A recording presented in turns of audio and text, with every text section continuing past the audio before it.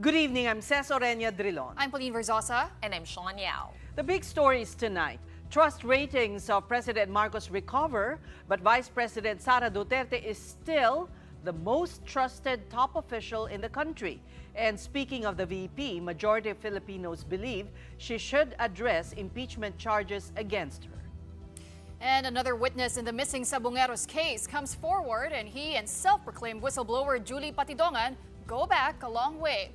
How will the new testimony impact the few years old case? And how do you solve a problem like flooding in Metro Manila? The government makes an assessment again by identifying close to 50 areas most at risk of being inundated when moderate to heavy rains come. Dahil yung mga pribadong tao ay nadadamay sa pamumulitika. Ginagamit para masira ang First Lady, ang Pangulo at ang administrasyon na ito. Nakakahiya. A new round of social weather station surveys reveal how Filipinos feel about the country's top leaders just as this administration marks its third year in office. Note that it's 13 days too before the fourth State of the Nation is delivered. In one SWS finding, majority or 66% of Filipinos say Vice President Sara Duterte should face impeachment charges. This translates to about 7 in every 10 Filipinos. It was highest in Metro Manila at 76%, lowest in Mindanao at 55%. Despite that, a separate SWS survey shows Duterte maintaining her trust rating at 61%. That's about 6 in 10 Filipinos who trust her. Meanwhile, President Bongbong Marcos Jr.'s trust rating rose to 48% in June. That's a 10-point increase from the month prior, meaning about 5 in 10 Filipinos have much trust in him.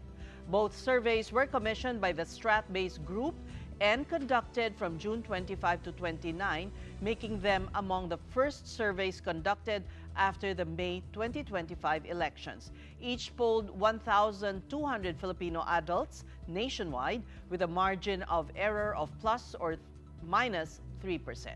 Strat-based President Dindo Manhit said the increase indicates renewed public confidence in the Marcos administration. In an interview on our sister program Storycon, Manhit said the government must fully implement its 2025 programs and communicate them beyond traditional media. He also urged Marcos to address rising prices as well as wages and jobs in his upcoming SONA. Just to harness the different programs of government funded by the 2025 budget and properly communicated. At beyond the traditional media, because really, there's data that we just got briefed about it, that the source of news now for at least 75% of Filipinos is online, be it Facebook and online news. So imagine the power of social media. So you have to fight also at that level. I think he needs to focus on what is critical to the Filipino people right now. Inflation as a technical term might be going down, but the reality for the public is mahal ang bilihin. Then mahal bilihin is connected to wages and also to actual jobs itself. So those three things, presyo, trabaho, kitas. Still in Malacanang, the palace has denied speculation of the president's wife's involvement in the death of Rustan's Commercial Corporation executive Juan Paulo Tantoco.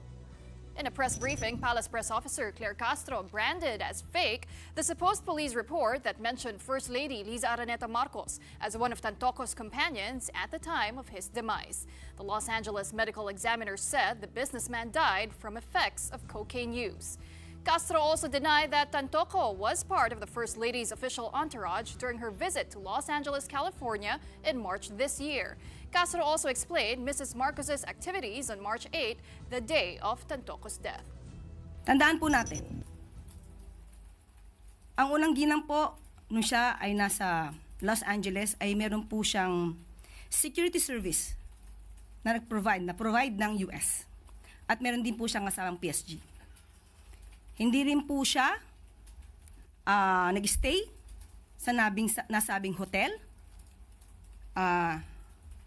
ni Mr. Tantoco. Iba po ang kanyang hotel.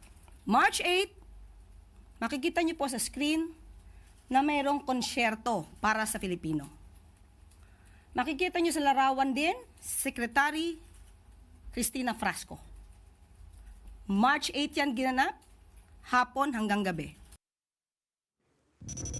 The palace press officer was visibly upset by questions on Tantoco's death. She lamented that despite proof of the First Lady's activities in the U.S. on social media, detractors continue to tell a different story to deceive Filipinos. Nakakalungkot dahil yung mga pribadong tao na nagluluksa ay nadadamay sa pamumulitika. Ginagamit ng ibang mga obstructionists para masira ang First Lady, ang Pangulo at ang administrasyon na ito. Nakakahiya ang kanilang mga ginagawa. Sa mga journalist na nagpapanggap na kayo journalist, pero lumalabas na kayo propagandista, maawa po kayo sa bansa. Maawa po kayo sa taong bayan. Huwag niyo pong lokohin ang mga Pilipino. In other palace news, newly minted Presidential Communications Secretary Dave Gomez confirms that he has asked all officials in the agency to quit. He explained that this is part of the standard transition process, that is, to have all political appointees turn in their courtesy resignations. Meanwhile, President Bongbong Marcos has approved the 6.793 trillion peso proposed national budget for the year 2026. Malacanang is yet to release the breakdown, including departments that will be getting a lion's share of the spending plan. However, the palace ensures that next year's budget will be mainly geared toward improving education and addressing poverty.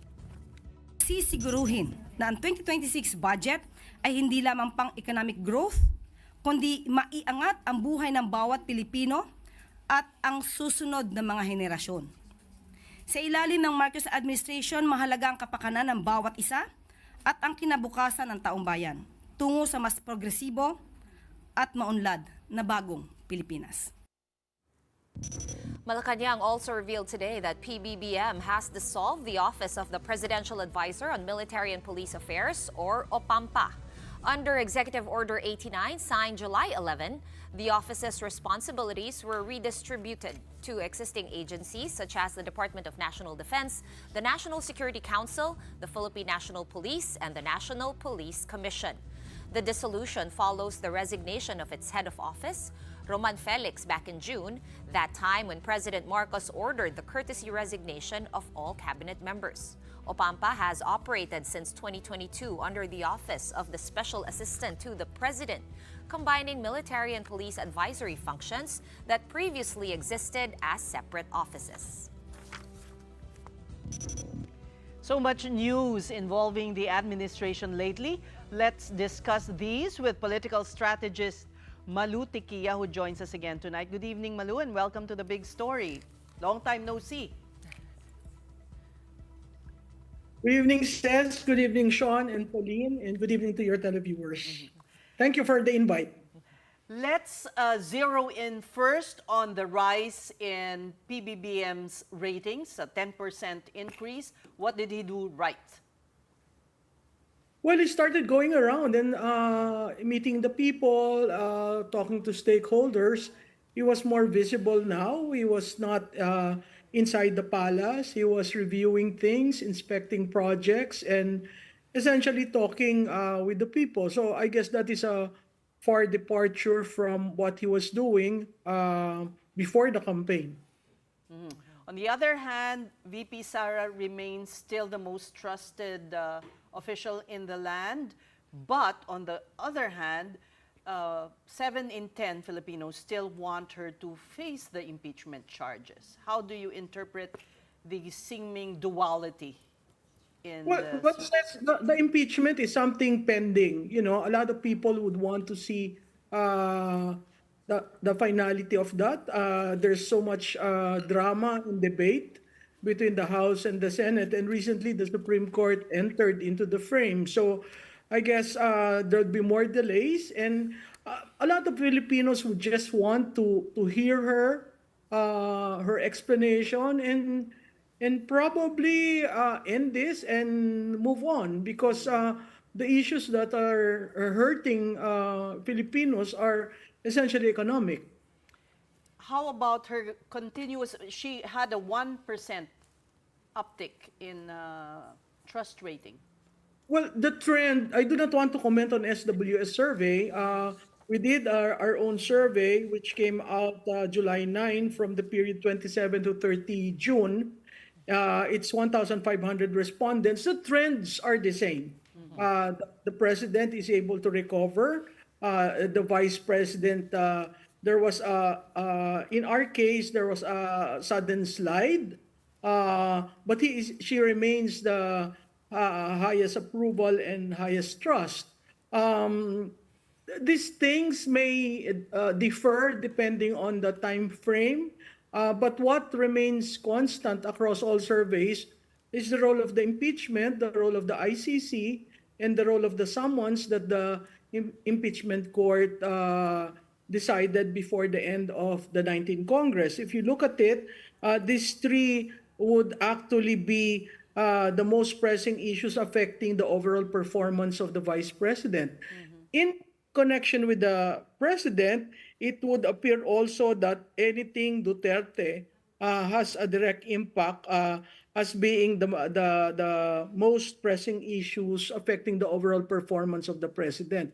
So, the unity really affected both. Not the unity, the sudden departure from the unity affected both. So I think we will see that until the end of this term, and whoever is able to capture the ability to rise on the challenges of a divided leadership will probably be able to weather the storm politically.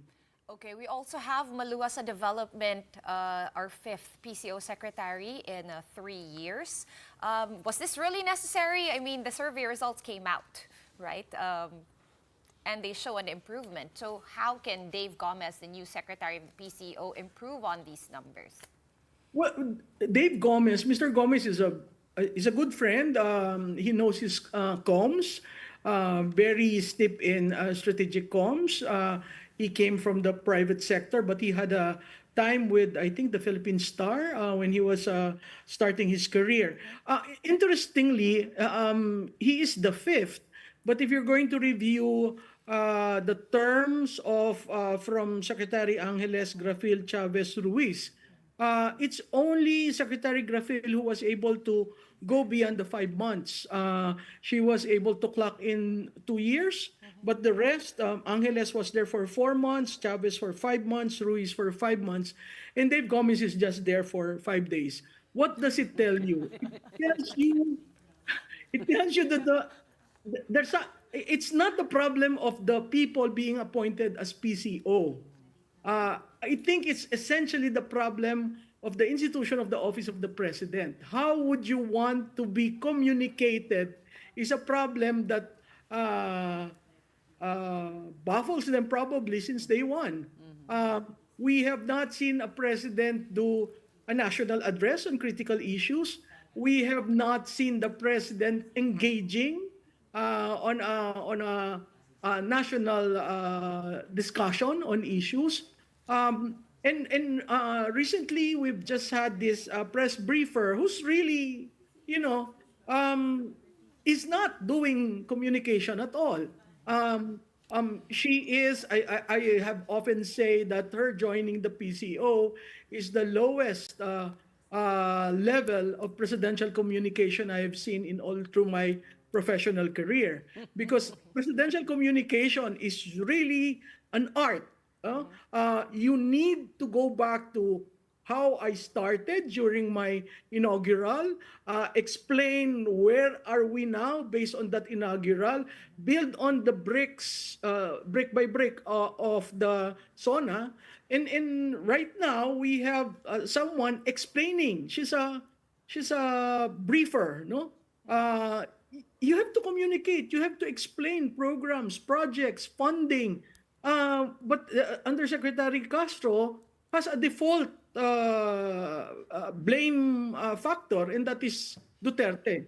If you're going to count the number of times she has been doing her briefing, and you correlate the number of times that Duterte has been mentioned, there are more Dutertes mentioned in every briefing than anyone ever who has done presidential communication in the past. Right. Certainly, she does keep the Duterte in the headlines. And what does this mean for the vice president? Is it actually a plus or a minus for her?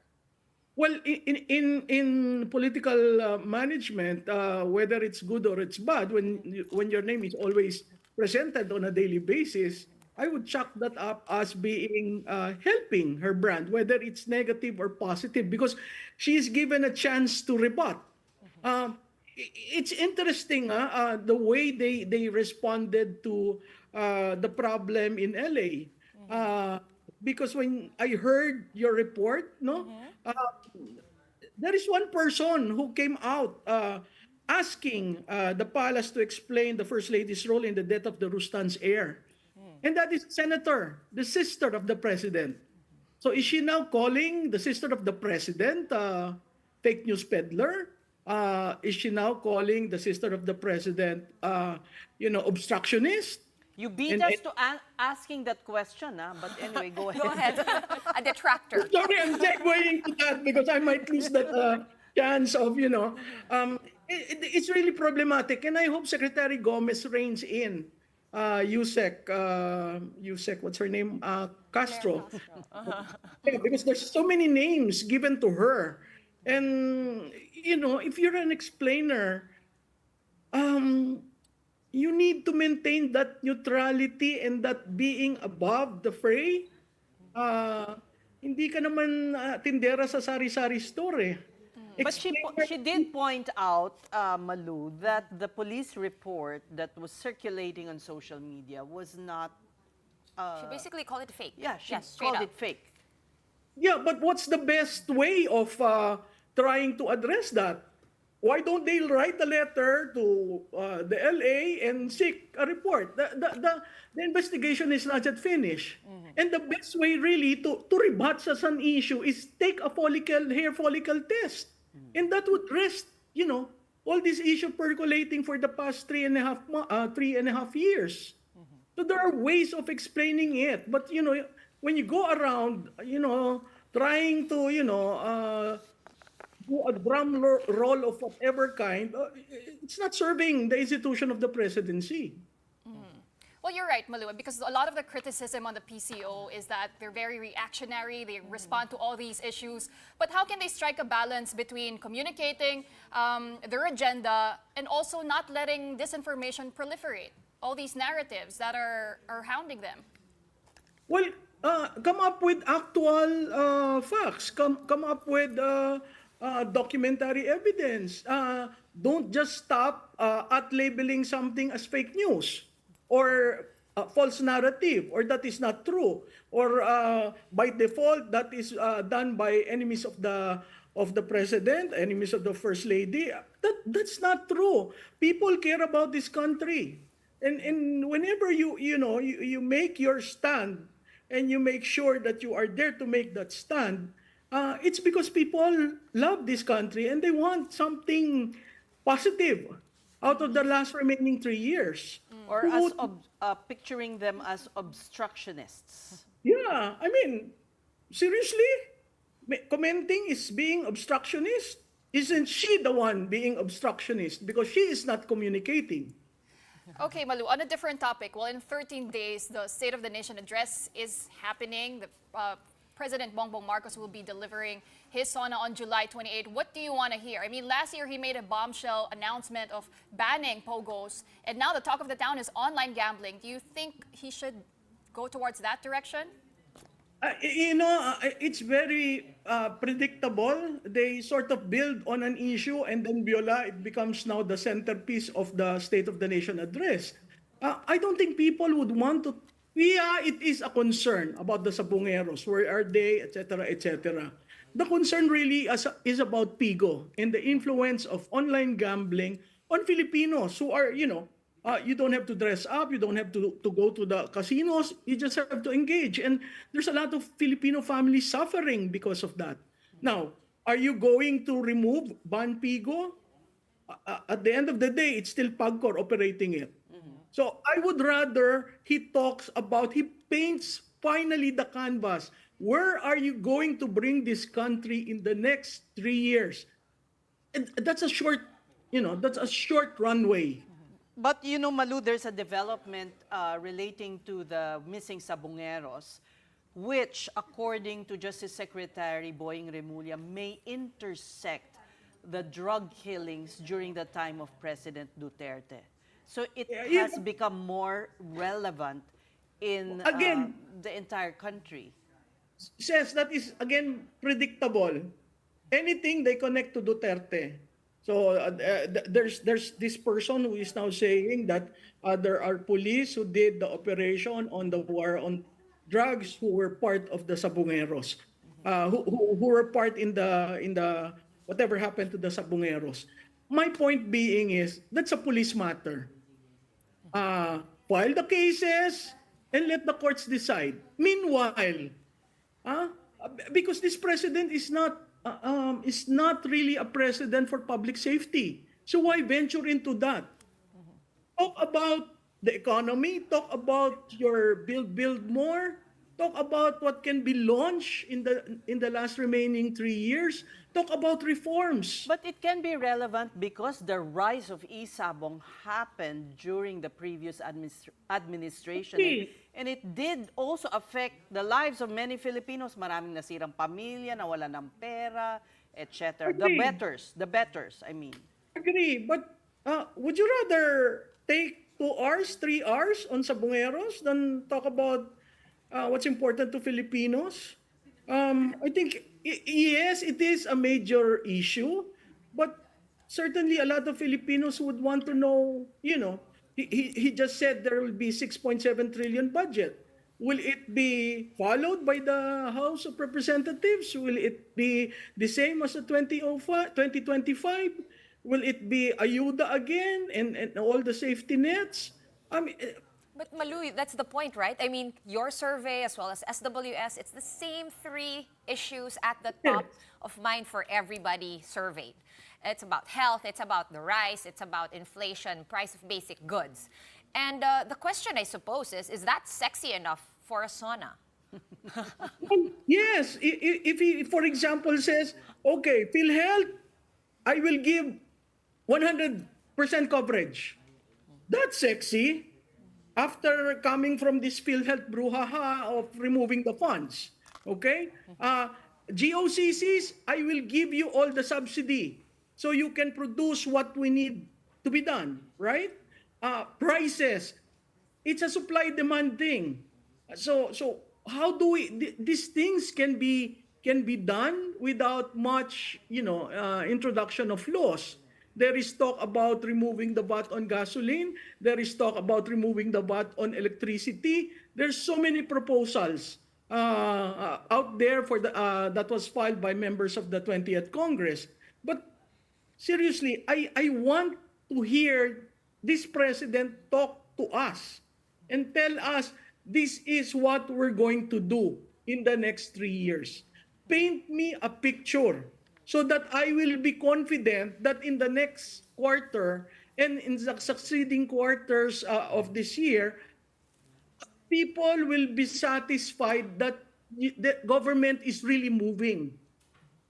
So are the vlogs not satisfying enough? He did try a different tack this year, although there's only been, I think, two episodes. Well, 1 episode with Katunying and about 3 episodes with Cheryl Cosim. I don't understand why he needs to have a moderator there to ask him questions. He can go directly to the Filipinos and tell us, alam niyo mahirap maging presidente, pero ito ang gagawin ko. We Maybe need a town hall would be nice. Yeah, a town hall will be nice, where it's not moderated. It's really him talking to the people. All we need is an assurance that the next 3 years, business will expand. They will not wait for something. There'll be investors coming in. Tourism, the visitors will be coming in. we need pang-priming of the economy.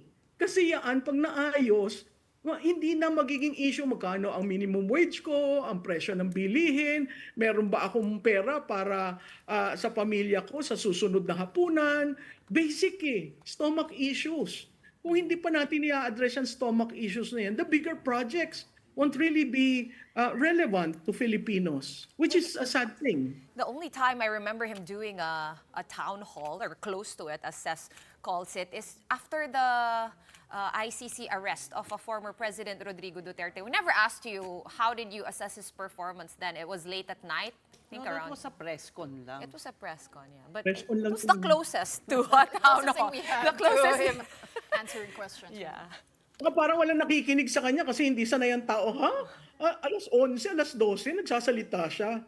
'Di ba? I mean, hindi naman siya si Digong So I don't expect him to be doing that. Pero I expect him to be addressing more often the public and really engaging. Kasi yung pag-ikot niya, nakakapagod yun Samantalang pag nag-a-address ka sa taong bayan, katulad dito na pag nanonood sa inyo, mas nalalaman ng taong bayan, di ba? So maraming kailangan baguhin sa presidential communication. Pero certainly, kailangan alsin yung balahura doon. Kasi kung ang pagbabalahura ay nag-emanate sa presidential podium, medyo may problema tayo doon. If we can switch to a different topic, I caught your blog, no? Finidyo sa akin ng YouTube ko. This was about the Senate presidency. Are you not sure then that, not sure, Senator Cheese Escudero, that he will keep No, a hold? I'm because that was taped several weeks ago. I think we have in the Senate, I think the numbers are there for Senator Cheese Escudero. I don't think there'll be a surprise because the only remaining votes out there are Lacson, Legarda, Soto, and Hontiveros. The Kiko BAM, they've come out clearly and they've already sent signals that they might, be with the majority. So if you have those numbers, I think current Senate President Escudero will remain. On the other hand, at the House, Yeah, that was what I was gonna ask, because you said it was a few weeks ago. So has anything changed from what you said in that video? yes, I think there are 5 names that are being, discussed, and these are Toby Chanco, Frasco, Marcos Barba, Albi Benitez, and Martin Romualdez. Certainly, the signaling coming from the camp of Martin Romualdez are being measured. You saw him very active with the first termer during their training. There was an announcement in a tabloid of J.J. Suarez being appropriations head, and that caused some problems with the current members. So it's still It's fluid, you're saying? It's not very fluid. in the bag. Yes, it's still very fluid because Interestingly, moving to another issue, if we may, your survey shows Risa Ontiveros as the most favored senator. What does this mean? most favored again. Thank you for asking that. There were 12 names there, and the 12 names were those who did not seek re-election. We did not add 12 because there would be bias because of the recency of the election. Senator Hontiveros was also most favorable in Q1 of our Pahayag survey, which means she has been in the limelight. She has been doing a lot of inquiries in aid of legislation. She has been hammering on certain things and certain advocacies. So as far as the public is concerned, siya yung masipag, siya yung nakikitaan ng seryoso sa pagtatrabaho, siya yung nakikitaan na nag-aaral sa pagtatanong, kaya most favored. Makikita mo, nalampasan niya si Tulfo. Tulfo started out, very public-oriented, citizen-centric, but faded. So it was actually in the second quarter where Senator Hontiveros passed Senator Tulfo in terms of Anong rewardability. basa mo, Malu, doon sa, syempre pinag-uusapan recently, no, kung sasama ba si Kiko at si Bam kay Senator Risa or iiwanan nila siyang mag-isa sa minority or sa opposition? What's your fearless forecast on that? I think they will join the majority simply because they are first termers again. They are adjusting. They are coming in the last 3 years of the Marcos administration. Uh, will they be minority? I doubt very much because I think the plan, as we have seen in the results of the campaign, is to build the center, to build a base where there are enough, multicolors in terms of building the party moving forward for 2028. To widen their base. Yes, Yeah. base. So it's always intriguing talking to you. Malu, we thank you for your time. That was Salamat. political strategist Malu Tikia. All right, we're just going to take a quick break, but coming up, a News 5 exclusive, another self-proclaimed witness has surfaced in the missing Sabongeros case, pointing to an organized abduction and killing spree in the world of online cockfighting. We have the details of that when the big story returns. Keep it here on One News.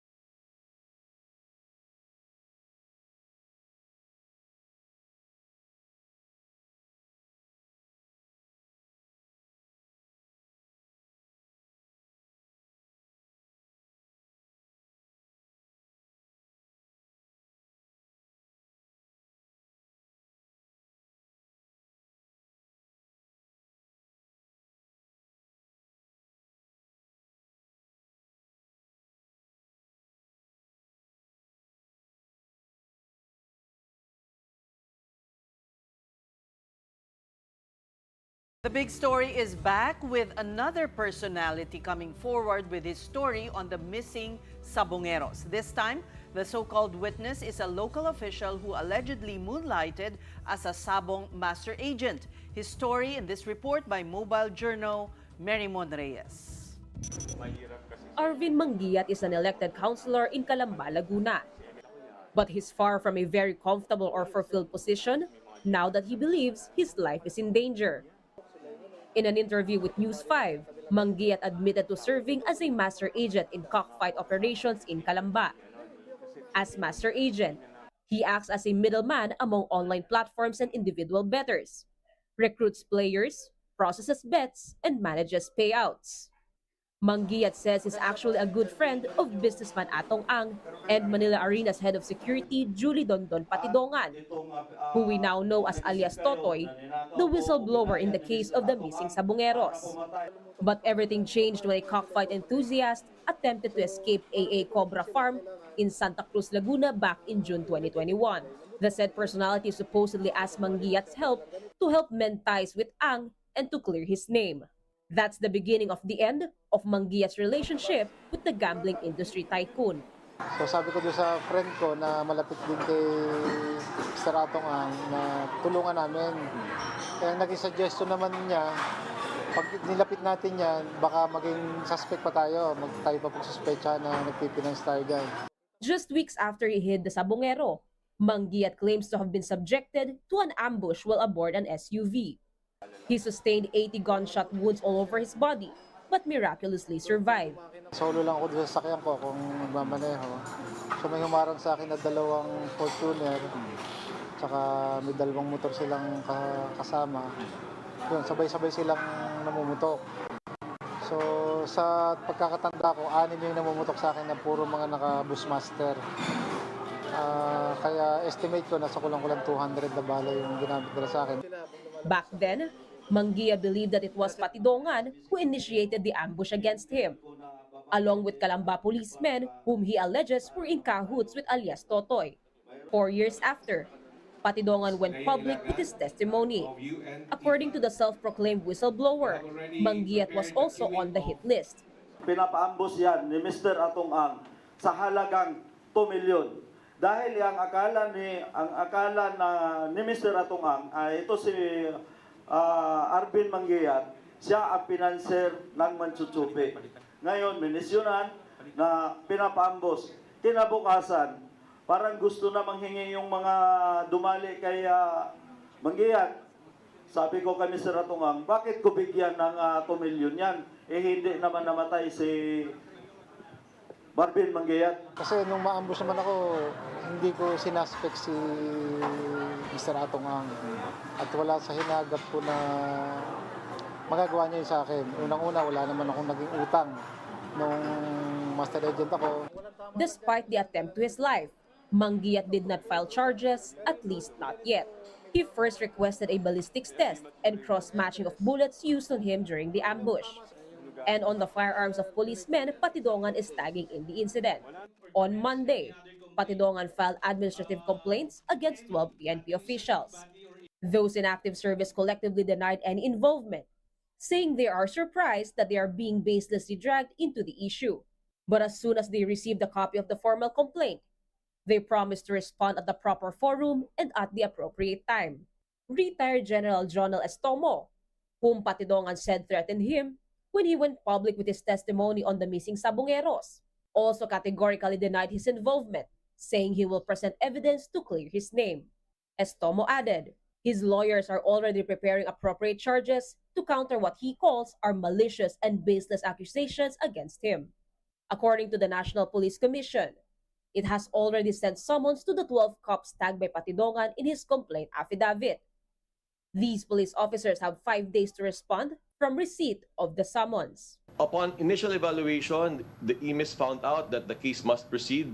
So they issued summons. To clarify as well, alias Totoy actually sued 18 names, 18 policemen in his complaint affidavit. However, based on our evaluation, 6 of them have been already dismissed from the service. 12 na lang po ang nasa active service. So yung 12 po na yon, yung po ngayon na pinapasagot ng imis ho natin sa Napolco. Mobile journalist Mary Mon Reyes, we are One News. And as the search continues for more remains of missing Sabongeros, the PNP's forensics group is also busy identifying and matching bones recovered from Taal Lake. So far, they have confirmed 6 out of 90 samples as human bones. But the work is actually just beginning. The next step is to try and extract DNA samples from these remains. A daunting task as the bones have long been submerged in Taal Lake. This process will take a week and another week to match any recovered DNA with samples taken from relatives of the missing. May katagalan po nababad, so may changes na sa bones. Kaya nagkahalo-halo pa nga po eh. Pina-prioritize natin yung bigger bones kasi we know na pag may bigger bones po, mas may tendency na may yield po tayo sa DNA. Yung accuracy po niyan, kasi yung ginagamit po natin mga reagent po, specific po yan sa human.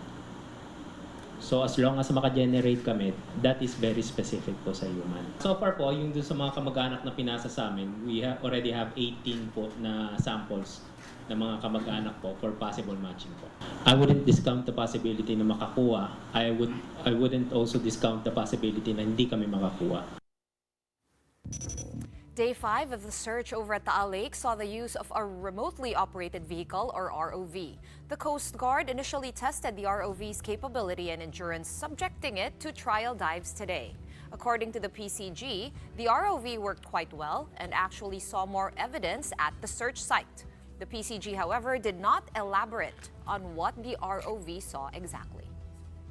Meanwhile, the Justice Department is opening its doors to families of missing Sabongeros who have withdrawn from the cases filed the past years. State Prosecutor General Richard Fadulion says the DOJ will assist them if they decide to cooperate again with the investigation.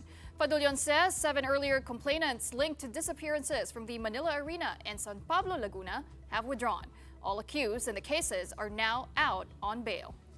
Siguro with all these developments, nabuhayan ng loob, kailangan lang natin sila makausap para malaman natin ano ba ang naging dahilan ng inyong pag-urong at ano ang dahilan ng inyong kagustuhan ngayon na magbalik at makipagtulungan dito sa mga kasong naka-file sa husgado. Meanwhile, more lawmakers are calling for a ban against online gambling.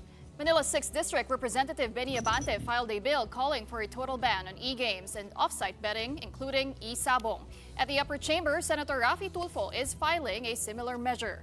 Tulfo also said all ads on electronic betting must be stopped, and big names behind this, including politicians, must be investigated. And while this is pending, the senator said it would be best if the president already addresses it in his SONA on July 28. Mga sasabihin niya, of course, meron nung nag-prepare ng kanyang speech, meron mga nag-advise sa kanya. Pero ang gusto ko sana, wish ko lang, hindi naman siguro masama mag-wish. Sabi nga nila, sa SONA, baka pwedeng isali ng, sabi ko, bacon naman, Mr. President, pwede mo isama sa SONA mo yung tungkol dito sa problema natin sa online gambling. Hindi ko dinidiktahan, hindi ko sinasabihan ang ating Pangulo because desisyon niya yan. Ayaw kong pakialaman yung lahat ng mga ginagawa niya. In fact, karamihan sa kanya mga ginagawa ay support dahil nakita ko na kapareho na advocacy ako, I support him. But dito, ako ay nag-wish lamang na sana makarating sa Pangulo kung gaano kalala na itong problema sa online gaming. Let's be practical. It will take some time dahil maraming harang, maraming pipigil, maraming maglalabi.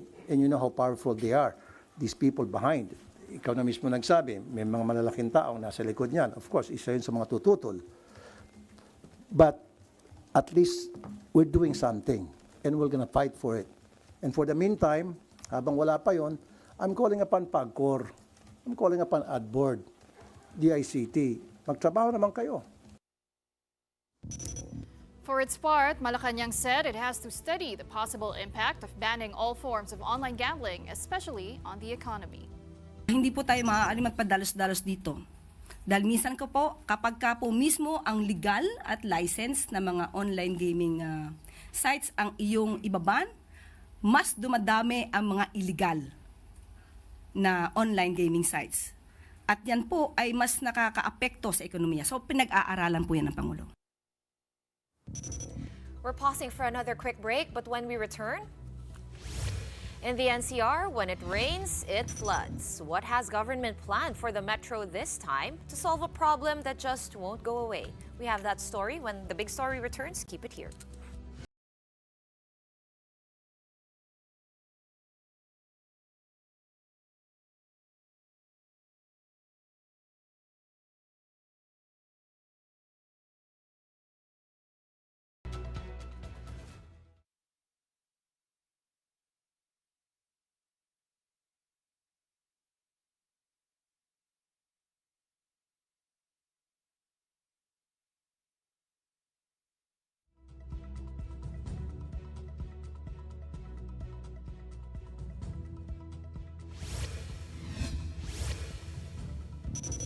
Welcome back to the big story. Once again, the Department of Justice is seeking to overturn the acquittal of Mamamayang Liberal Party List Representative Laila De Lima and her former aide Ronnie Dayan.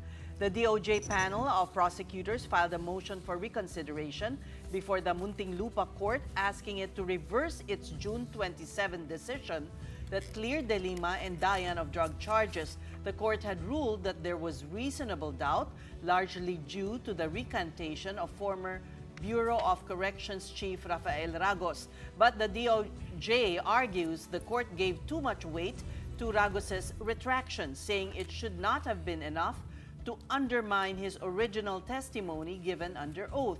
They point out that Ragos had consistently testified in Congress, in the Senate, and during trial that he personally delivered drug money to De Lima and Dayan.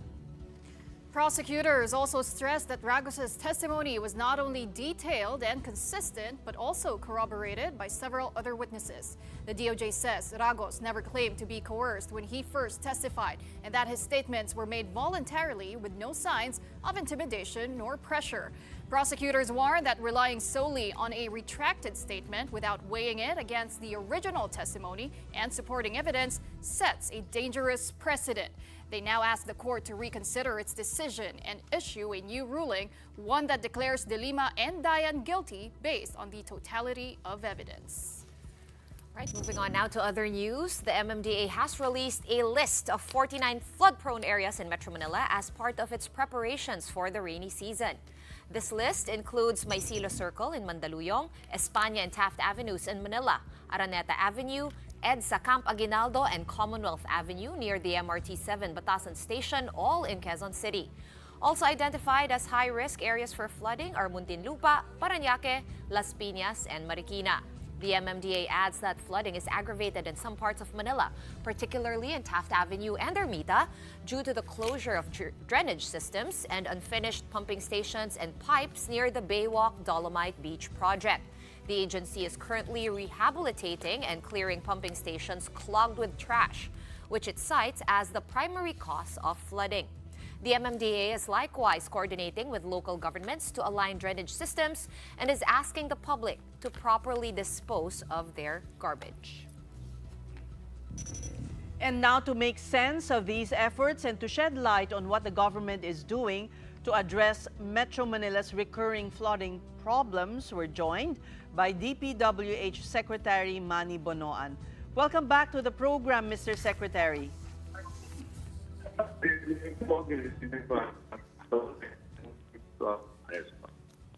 All right, Secretary, may you perhaps change your location? We can barely understand. Okay. There. That's good. Is this okay? Yes, sir. Okay. Oh, yeah. Thank you. Well, thank you very much. All right. May we zero in on the Dolomite Beach in Manila, which is said to be aggravating flooding in that area. Is that correct? Well, at one point in time, I think they requested us to extend the pipes, actually, that discharges the flood waters from one of the pumping stations through the Dolomite Beach, underneath Dolomite Beach. And I think one of the problems there now, actually, at the outlet, siguro baka shifted na po yung... Secretary, sorry to interrupt, Secretary, but you're coming in choppy again. Can you kindly repeat your answer? I was saying that at some point, hello? It's Hello. very choppy, Secretary, Secretary. can we try again? Can I call? Yeah, can I? May we have you relocate again? myself? Yes, perhaps Yeah. you can. May we call you again? Yes, please. Yes. Thank you. Baka naman, nasaan kaya si Secretary? Huwag naman sa mga baha. No? Pero alam mo, nakita ko nga kanina sa Twitter, grabe rin pala yung baha sa New York. Oh, really? So yeah, I think with climate change, I mean, You mean even... New York, Cubao? Hindi. Hindi, New York City talaga. The Big Apple, not just New York, Cubao. But Oo, totoo nga. pero yung sa atin talagang persistent no? Sa kanila bago eh. Baka maunahan pa nila tayo ma-address. Yun yung malungkot doon, di ba? Yung sa atin forever na. Yeah, but the areas you mentioned earlier, right? May Silo Circle, Camp Crame, EDSA, those are the areas talaga na laging binabaha. Konting ulan lang. Konting hindi ba? ulan lang. Pero yung may Silo Circle, di mo napansin, for the past 2 years, parang may major construction na nagyayari. Yes, And I yes. thought it was a flood-related, control. yeah. Pero hindi ko rin actually sure. Do we have a... Hopefully. Okay, Secretary, welcome back. Ay, wala pa. Oh, okay. Pero yun nga yung Dolomite Beach, looking back, that was pre-pandemic pa and we were chatting about it earlier. Remember when parang it was met with so much joy. People went to the... Especially spent their nung na-lockdown. pandemic days in the Dolomite Beach. Okay, welcome back to the program, Mr. Secretary. Yes po, yes. Ayan. O sige, unahin na Okay po po. natin yung Dolomite Beach bago yes, yung... Go ahead. Yeah, I was saying a while ago that yung sa Dolomite Beach, because of the Dolomite Beach, we have to extend po yung... the MMDA requested us actually to extend the pipe to discharge the floodwaters from that area underneath the Dolomite Beach. No? So, well, I guess the maintenance, of course, of the pumping stations is with the MMDA po. All pumping So stations po in Metro Manila are MMDA's responsibility? Yes po. Yes, nabanggit nyo nga nasa charter na ng MMDA, di ba? Parang kumbaga hindi na nasa DPWH at nasa MMDA ng responsibility ng flooding in Metro Manila. Ano po yung role ng DPWH Secretary? Ano pong magagawa nyo to help them? Well, we are actually coordinating with some programs now, like under the World Bank, ongoing World Bank assisted program. We are now undertaking the rehabilitation of, I think, about 32 old pumping stations to increase the discharge capacity.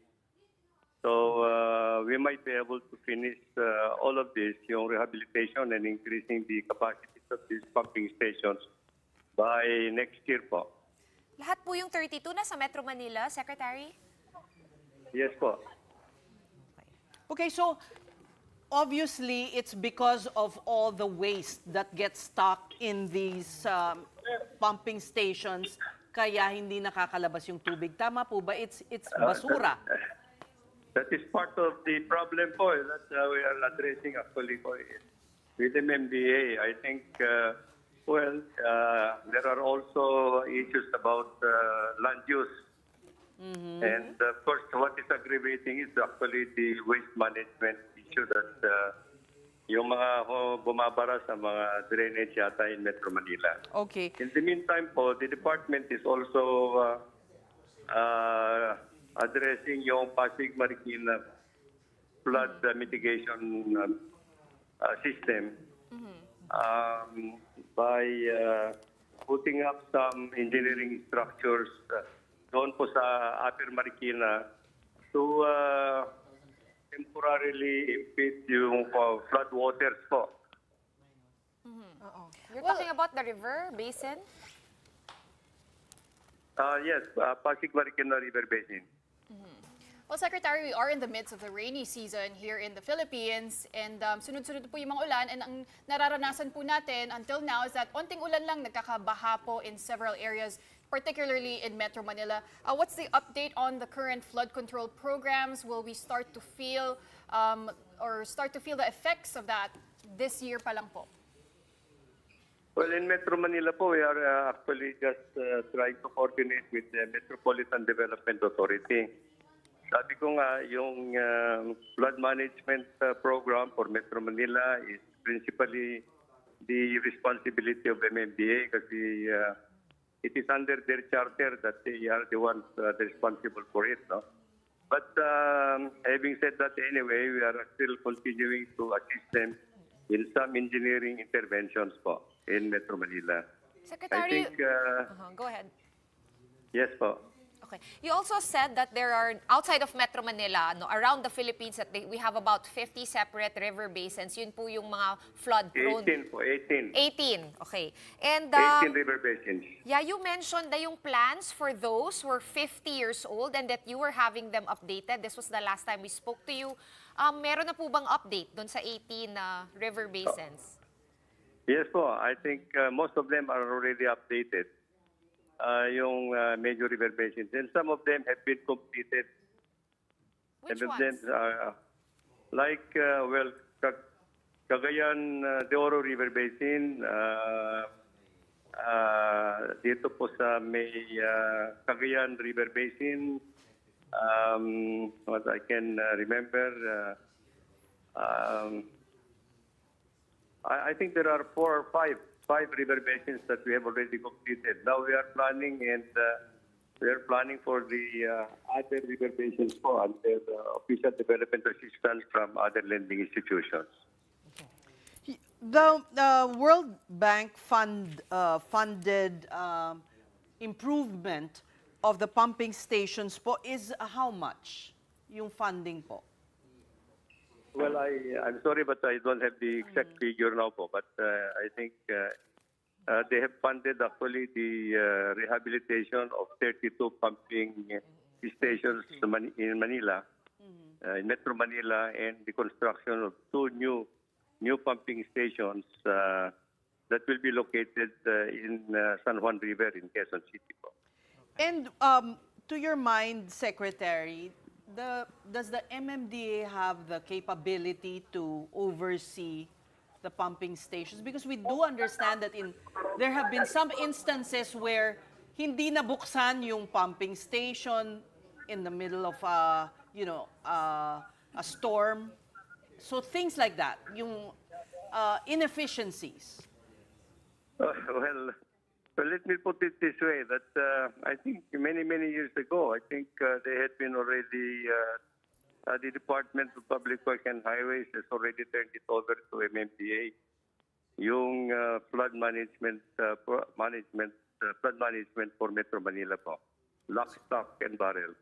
So is that a good thing or a bad thing? Well, Please be candid. Meron ba silang they have capability? I am sure that they have all the organizational setup naman when they absorb the responsibility po. But I think it's a little complicated.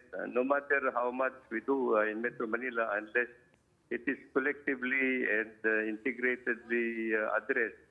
Like if we have all the pumping stations ready, if we cannot address the waste management program or the mga resettlement of informal settlers and things like this. And besides, actually, the other thing that we see that's already complicating the problem is that the drainage mains in Metro Manila are also very, very old. Pero nagiging drug din minsan. Well, thank you for being candid with us, Secretary. Tama kayo. It needs a whole of government approach. Thank you so much. Magandang gabi po sa inyo, DPWH Secretary Manny Bonoan. Ito, tapusin na lang natin. Just to close the loop on what Secretary said, no? So, noong 2017, the Philippines borrowed a combined 450 $415.2 million from the World Bank and the What? It's a lot of AAIB. money. Yeah, to bankroll, yun nga, yung cost for that pumping stations. So, that's 11,110 hectares of flood-prone areas in the NCR. By 2026 daw matatapos. He said. Pero yung target nila is to finish it by 2030. 2030? So, it's good kung matapos sila 4 years early. He said, di ba? Oo. 2026? We'll Or have did to we hear double-check him because right? The audio was The audio was there. Parang yun yung narinig ko. May We're notes nga, hanging we're on to hanging. every word when he's talking kasi parang hindi mo masyado maintindihan talaga eh. Oo nga. Secretary, punta na lang kayo dito next time. An open invite. Okay, overtime na tayo. All right, and that's it for the big story this Tuesday. Thank you for watching. We are One News, all sides, all the time. We'll be back here tomorrow as usual at 7:30. See you then. Have a good night. Okay, and coming up next is play-by-play. We have Andre Felix and Cheska Liton. Kala, Honest Music. Sorry, guys. No, it's Nakaganon okay. na yung mga kamay. Yeah, no, it's fine. Yeah. You want more time? Oh, actually, wala naman kaming guest. No, kasi nga, kailangan naman din sa show nyo. So, sorry ang tawag nito. Nagbara din yung ano mo. Hindi, napapagod na ako Pumping sa station. kaka-training ng marathon. But great show as always. Oh wait, kahapon binati natin si Boss MVP, di ba? Birthday niya. Oo nga. Today, birthday ng CEO and President of Media Quest and Signal TV, Ma'am JJB, Ma'am Jane Basas. Happy birthday. Back to back sila. Birthday. Ayun. Akala ko may hihirit na papizza naman eh. Sino maglalakas loob? Ako nakakonfuse na. Hindi, happy birthday, Ma'am Jen. Thank you once again to the... Yes, may dagdag ka? Go. Hindi, sinabi mo na eh. Okay na. Sige. Si Sean daw po magpapakain. Thank you once again to the big story, to Seth, to Sean, and to Pauline. On our show, we've got news from the NBA, including the latest on Victor Wembanyama, plus the PBA looking into potential sanctions for referees in the controversial Game 1 of the PBA Philippine Cup Finals. And we've got the latest from the Jones Cup as well as the FIBA Asia Women's Cup. I'm Andre Felix. And I'm Cheska Liton Calao. And